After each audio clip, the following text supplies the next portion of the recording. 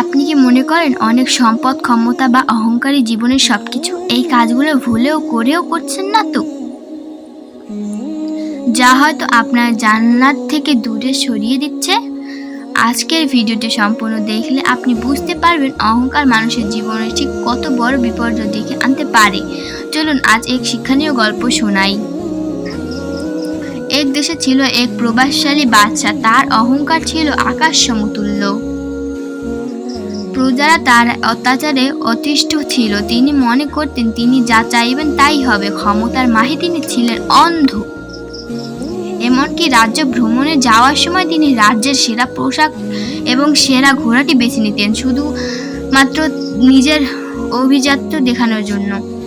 বাদশা যখন বিলাসবহুল সফরে ব্যস্ত, ঠিক তখনই তার সামনে হঠাৎ এক নিরীহ পথচারী এসে দাঁড়ালো।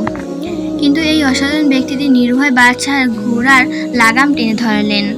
এরকম জরাজীর্ণ পোশাক পরা ব্যক্তি যে দেখতে খুব অসাধারণ, একটা সুজুত ঘোড়ার লাগাম চেপে ধরে রাজাকে নামতে বললেন।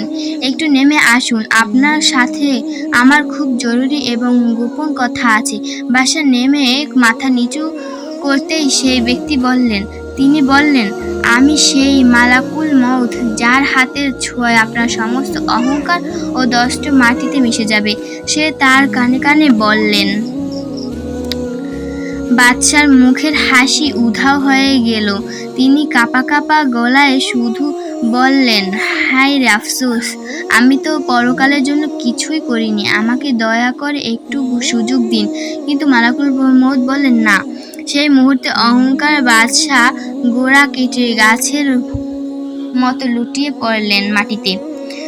সম্মান ও মর্যাদা সবই আল্লাহর হাতে। পরকালের জন্য তৈরি হন, না হলে আফসোস করবেন। আপনি কি আপনার ক্ষমতার অহংকার অন্ধ হয়ে যাচ্ছেন না তো? শুনুন তবে এই বাদশার গল্প।